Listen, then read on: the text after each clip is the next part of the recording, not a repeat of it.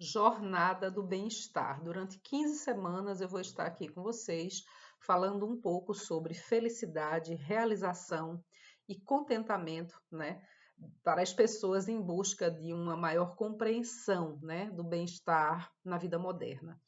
E hoje eu trouxe um tema aqui muito interessante para falar para vocês, que é sobre a prosperidade. Essa é uma palavra que se escuta muito, principalmente aí nos Instagrams da vida, né? Muita gente tem falado sobre a prosperidade, mas a maioria, a grande maioria, fala sobre a prosperidade a partir da ótica financeira, né? A partir da ótica do acúmulo de bens e de reserva financeira, né? Liquidez, dinheiro, e essa ótica é que a que vem sendo mais difundida, né? Mas hoje eu trouxe aqui um pouco do tema para compartilhar alguns conhecimentos e ampliar a visão, né? Em primeiro lugar, a prosperidade não é um conceito aplicável somente à questão financeira, né? A prosperidade é um conceito que envolve bem-estar geral, né? Bem-estar com a vida, envolve o atendimento de todas as condições mínimas básicas necessárias para a sobrevivência e envolve a perspectiva de crescimento e desenvolvimento, não só financeiro, né, mas inclusive pessoal, espiritual, social, de todas as ordens, né? Então, como o bem-estar vem sendo tratado hoje nas mídias sociais, ele fala somente de dinheiro, né, de ganhar dinheiro, de enriquecer. E o bem-estar, a prosperidade não é somente isso, é também, mas não é somente isso, né? Então vamos para um pouco de história, né? De onde veio essa teoria, vamos dizer assim, né? Hoje já se reconhece duas linhas, tá? Uma teoria da prosperidade, que eu vou falar um pouco sobre ela em outro vídeo, né? Que é ali muito mais lastreada na produção do Martin Seligman, que ele fala, na verdade, de florescimento e prosperidade, né? Mas existe também a teologia da prosperidade. Veja, são duas coisas diferentes. Uma é a teoria e outra é a teologia. Por quê? Porque a teologia da prosperidade nasceu ali a partir dos escritos, né, e da fundação do movimento, né, por parte de um evangelista chamado Kenneth Hagin, e ele criou e liderou o movimento da confissão positiva, né? Claro que ele pegou ali, né, dizem os especialistas que ele até plagiou alguns outros escritores e escritos também de outros teóricos, né, que criavam e que já lastreavam a teologia, né? Então, como a gente fala de teologia, notadamente é um movimento ligado à religião, né? Não é a espiritualidade, era a religião, né? Na época, a região evangelista ali, ele reunia algumas crenças sobre poder, sobre cura, sobre fé, sobre prosperidade e desenvolvimento financeiro também, né? Como ali a principal linha, né, de abordagem, né? Nesse contexto, a teologia da prosperidade vem se expandindo muito, principalmente ali no seio, no contexto das religiões neopentecostais, principalmente, quer dizer, não católicas, mas dissidentes ali das católicas, né? Desde o protestantismo e todas as suas múltiplas variações entre igrejas que a gente tem hoje, professa um pouco dessa teologia da prosperidade. O que é a teologia da prosperidade nessa ótica, né? É a ideia e a crença, a fé, de que todo mundo deve ter condições básicas para sobreviver e que quanto mais a pessoa cria e produz, mais ela enriquece e mais ela acumula mais bens e mais dinheiro. E a isso, quanto maior a fé também, né, a isso é dado o nome de teologia da prosperidade. Né? Se você crer, você terá os bens que você necessita. Se você tem fé, você conquistará os bens que você pede, entre aspas, a Deus. Então, a teologia da prosperidade, em tese, ela professa um pouco desse conceito, né? Claro que eu estou falando aqui de modo bem passageiro, por conta do tempo, não dá para a gente aprofundar muito esse tema, mas eu vou deixar aqui no vídeo a recomendação de um trabalho acadêmico para quem tiver interesse, que pode compreender mais esse aspecto. Então, resumindo, a teologia da prosperidade fala sobre questões como poder, fé, religião, cura, né? E a prosperidade vem nesse contexto, né? Fortemente imbuído ali pela questão financeira também, né? E essa é a abordagem que tem sido mais falada nas mídias ultimamente, principalmente em relação à questão do dinheiro, né? Ficar rico, trabalhe mais que você vai ter mais dinheiro, quanto mais você trabalhar, mais você vai acumular bens, enriqueça rápido, né?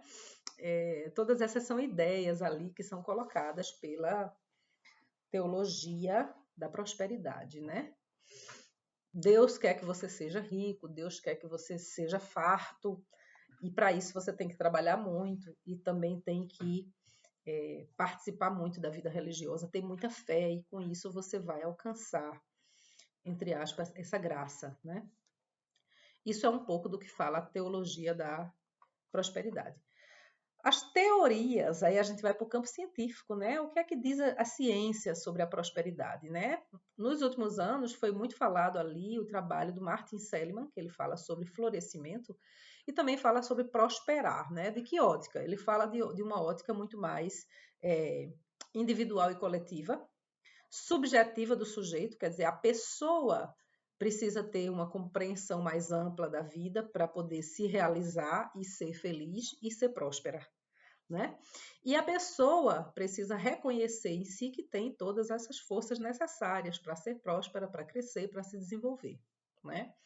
Claro, tanto a teoria da prosperidade quanto a teologia da prosperidade, ela parte do princípio de que as condições mínimas básicas para sobrevivência do sujeito devem ser atendidas e que a partir disso você precisa empenhar forças e energia para poder ser próspero, né? Para poder ser feliz e próspero, né?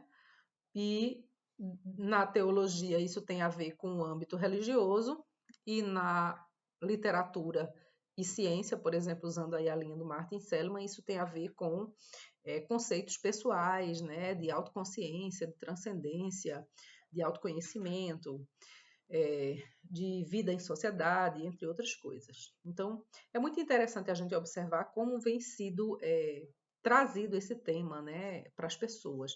E aqui na Jornada do Bem-Estar, a gente fala um pouco sobre isso a partir do olhar muito mais teórico e da literatura, né, que se fala sobre teoria da prosperidade, florescer, né, que é a palavra muito usada pelo Seligman nesse contexto, e como todas essas questões, né, que envolvem a qualidade de vida, o bem-estar subjetivo e objetivo do sujeito como fonte para a prosperidade, o crescimento, o desenvolvimento e a felicidade. Então, esse é o pano de fundo aqui que a gente traz, né?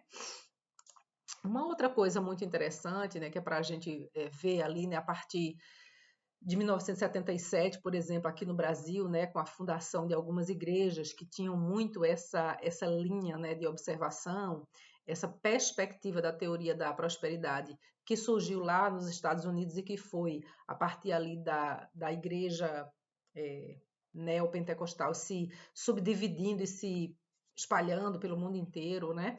A gente vê que isso foi crescendo muito, essa abordagem, e hoje todo mundo fala, né? Mas o surgimento dessa teologia da prosperidade, ela tem muito a ver com esse contexto religioso, né?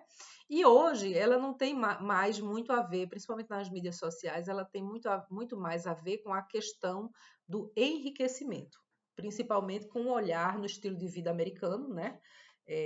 Na forma como o americano, no geral, ganha dinheiro, faz a sua riqueza, né? Aquele ideal do self-made man, né? Que é a pessoa que ela mesma se reinventa, se projeta e consegue enriquecer, geralmente rapidamente, né? E por meios legais, é importante dizer isso, né? Por meios legais. Então, essa é basicamente ali a linha que a gente vê hoje sendo mais abordada aqui nas mídias sociais e nos vídeos, inclusive aqui no YouTube também, né? Se você parar para observar um pouco, você vai ver que tem muito esse tratamento, né? Da teoria do florescimento e da prosperidade a partir da ótica muito financeira, muito materialista, isso que eu quero dizer. Ela tem a ver com a capacidade da pessoa, do sujeito, de acumular bens e se projetar em termos de status social. Principalmente aí, como eu falei, né, a partir dessa ótica, né, do estilo americano de vida, né, que é o luxo, né? O dinheiro, o bem-estar, e essas outras percepções visuais, né? Do dinheiro e de tudo mais que envolve essa questão. Um outro ponto aqui importante que eu trago para finalizar, né? Falando um pouquinho daqui do caso do Brasil. Primeiro, a gente tem essa vertente, né, que sai ali das igrejas, né, e que ganhou repercussão no meio religioso, entre aspas, mas não só. A gente também tem aqui no Brasil, no caso brasileiro, a gente também tem essa lógica, né, da teoria da prosperidade, que ganhou muita projeção com algumas figuras públicas, né, que falam, né, sobre ser rico, sobre o dinheiro, sobre conforto, sobre luxo, a partir de uma ideia legítima de que a pessoa tem o direito, né, de ganhar dinheiro, né, e que não é porque ela é rica que ela não vai ficar entre os bem-aventurados, né? Mas do outro lado também que a pobreza, a doença, a miséria, as privações não são ali entre o que Deus quer para o sujeito, para o ser humano. Então tem a ver um pouco com isso, né? A maioria das pessoas que a gente vê falando um pouco sobre teoria da prosperidade, ela, até certo ponto, ela cria alguma distorção em relação a isso, né? Porque ela mistura essas ideias e conceitos de fundo religioso com questões monetárias somente, né?